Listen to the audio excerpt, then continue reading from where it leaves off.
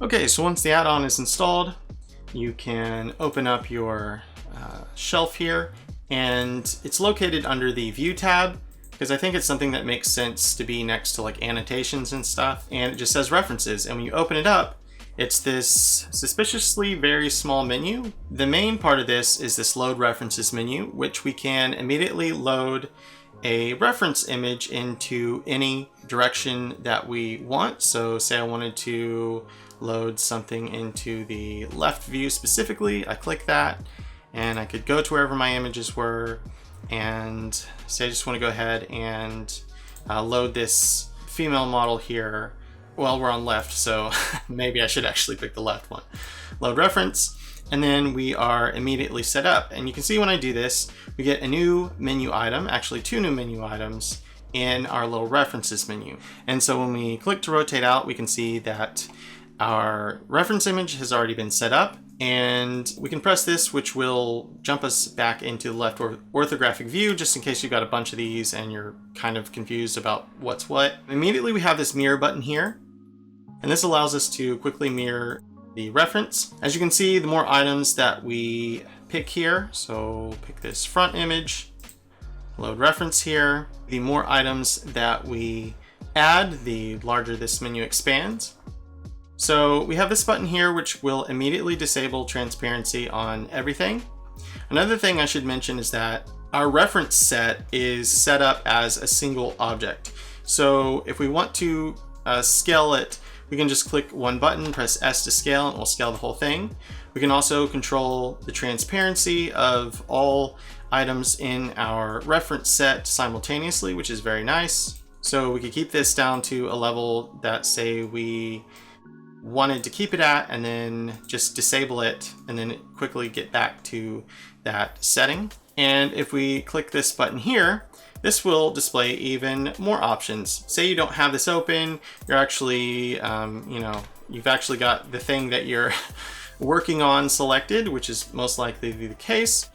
You can use these menus to quickly adjust the empty image depth and empty image side. You can just hover between those, which this is handled for the most part automatically by power refs, but it's just there in case you extra need it. So image depth will allow us to have this image cover up anything, even if it's in front of it. So I could temporarily hide this left side image here, and we can see that this will always display in front, which if transparency is not on, that doesn't do us a lot of good while we're designing. But if it is, it can be very useful. Okay, I'll activate that back on. You'll also notice that when we have the extra options button opened, we get another button here, which will allow us to quickly rotate the image as well as mirror it. And with those two options covered, that pretty much handles any kind of like mishaps in the arrangement of the actual source images when you're, say, hacking them up in Photoshop or whatever to prepare them, or whatever site you downloaded the set from. We have this little button here, which will quickly allow us to change some transformation settings. So we can, oh, I'm in the front one here. No, I'm in the left one. Left one. That's what words are. So we can quickly scale the whole thing like this if we had to, adjust some discrepancy in whatever. Maybe say the source image was like taken a little farther away than on one view than the other, or whatever. Or we can stretch it if we need to, if that's useful. We can quickly reset the scale, and we can adjust location values as well. We can quickly reset either of these. All right, so it's fine to individually load in reference images like this, but wouldn't it be great if you could simply click on any image, and if there were more related images, Blender would find those, figure out what's what, and then put it where it's supposed to go? Well, that's exactly what the Smart Load feature does. So I'm going to press this to delete my reference set and click Load References, and this time we'll click Smart Load. And here are our folder of references we've been loading from. You may notice that these naming conventions are very wonky here. So like I've got hero dash side and hero no dash capital behind. I've got all uppercases here.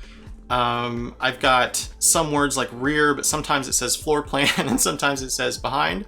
The point of this is that the smart loader is not brittle. It's designed to intelligently figure out what anything is and put it where it's supposed to go. So for instance, it knows if this is a floor plan, I should put it flat with the ground. That's most likely how you want it loaded when smart loading. And it will also search for related images and automatically load those into the sections where they go, even if you're in a big folder full of all sorts of stuff. For example, we could go ahead and click on any one of these images of this motorcycle, it wouldn't matter. And notice how these naming conventions are all weird too, but it's smart enough to figure that out. So I'll just click one of them, press load reference, and immediately we get everything loaded into where it's supposed to go. I'm going to delete that. Okay, so to get a better idea of what we're looking at here, we could probably go ahead and drop our transparency down. So let's press front to make sure we're looking at the front. All right, that looks like the front of a motorcycle. Back, that looks right. And there is no left side in this set. This is a set that just had the right side or a single side, so it just loaded into right. Okay, so there's some issues here. So we've got this motorcycle looking forward, that's fine. But this should really be faced the other way, but it's really not a big deal because we've got tools to help us take care of that. So we can immediately mirror this. All right, that's looking better. This top image here, which this is top for when we look down, and then if we had a bottom image in the set, which we don't, it would be something different that appeared here. But this is all that's available in these few images that I took off drawingdatabase.com. But it needs to be moved some, so we can click this to rotate it. And all right, that's looking better. Okay, this guy is definitely way too big. We're gonna have to do something about that. First, actually, let's get this motorcycle here lined up with this bottom. So this is the right one, right? Yes. So let's click this to open up some more controls, and we'll lower the Z index down to the bottom. That looks good. And we could go ahead and move this over that way. Let's click on the front here, and we'll adjust the size of this. Bring that down. There we go, it looks good. And rather than fooling with the back one here, because they're a set, we can just press copy over and the back one is taken care of, and we're pretty much set to go. So from here, we could turn off all these extra options here so they're not messing with our brain.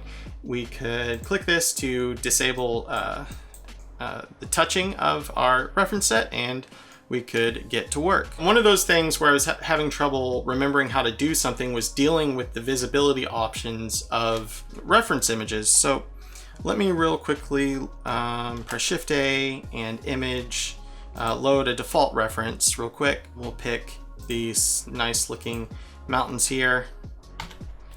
Okay, we have these different options here. If I want to disable this image in perspective view, I can, great. However, if I also have only axis aligned checked and then perspective also checked, then I'll get this box obstructing my view, which that's not really what I want. A lot of times what I want is to be able to quickly see the image in the perspective 3D view, kind of get a grounding about, okay, where am I at? What am I doing? And then I want to be able to see the image when aligned to a specific view, which this is not because we didn't load it while in an orthographic view. So we would have to manually adjust its rotation values. So this would even work here. So let's go ahead and do that real quick. So 0, 0, 0, and let's see. Let's get 90 on that one. Okay, so now we can see this when aligned in the axis aligned view. But if I have this checked, I don't want to also see this. So then I would also want to check that. So it basically leaves a series of things that I have to remember to check. That's part of the reason why I developed this tool. For instance, if I click this button off for this front image here, the entire thing is hidden. Of course, we still have the back image there. We could hide that one too. However, when I go to view in the orthographic view, notice that we're able to see it. There's kind of this weird little refresh problem, but if you bring your mouse over here, you'll see that these eyes are back checked again, and this is letting you know that these are visible in orthographic view. So you have basically two different indicators of, whether you're in orthographic view or perspective view. You can just shut off the image in that view.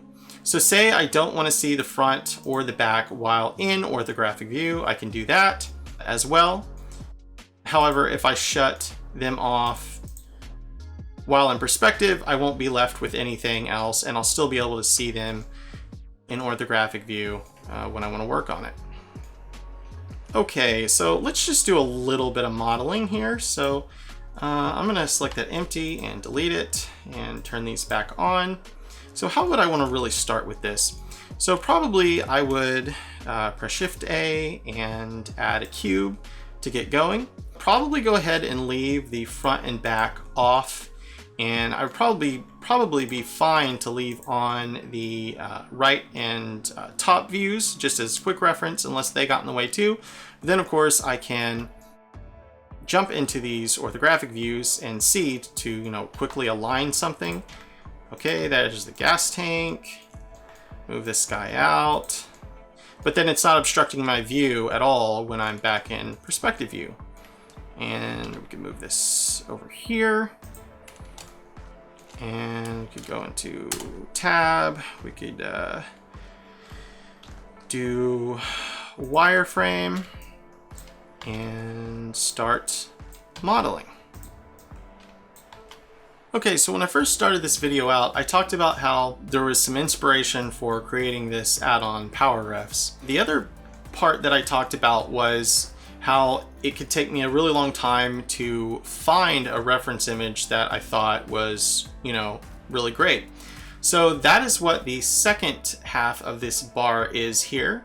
So what this will allow you to do is enter in a topic, let's say truck.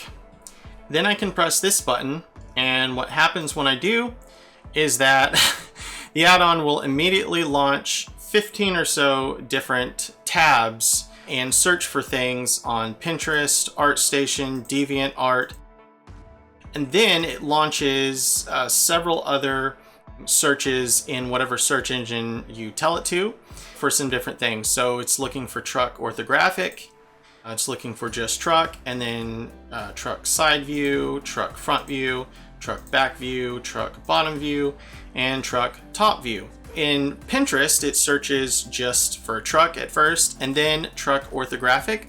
And actually the term orthographic is a variable that you can change within the add-on. It's a conditional, so you could set this word to be the added word to added to all these searches to be like profile view, or you could change it to say isometric, or you could change it to say anatomy, and then this would be a qualifier term added to all of these searches. You can change every one of these websites that is used. If we come to the settings button under search options, we have a bunch of different options here. So first of all, we can disable the search bar entirely if we want. So say this isn't your thing, or you just don't like it, you can turn it off. And then here is our search term that we can append to whatever our search is. So I was showing you a minute ago, so we could change that from orthographic to anatomy. Say you were like just searching for characters or whatever, and this would tack on that search term to load another page at the same time, so you could quickly check that out. And here are all the different sites and then the search engine you want to use. So you can change this to whatever you want. So right now I have it in for Pinterest, ArtStation, and DeviantArt, but all you have to do is find this part of the URL of anything. So on Pinterest, what you want is all this stuff up to the Q equals, and then the Power Refs add-on will handle the rest. So if we were on some other website, some other image, say, what's that? Unsplash. Unsplash.com is a really good stock image site. You just find this stuff up to the equals, you copy it, and then you paste it into the add-on settings here, and then you can replace Pinterest or ArtStation with, or whatever you want. and quickly launch to find those references. Okay, I'm gonna load in a few more things just because it's fun when it's fun, as Mike Nelson likes to say. So let's delete that one, and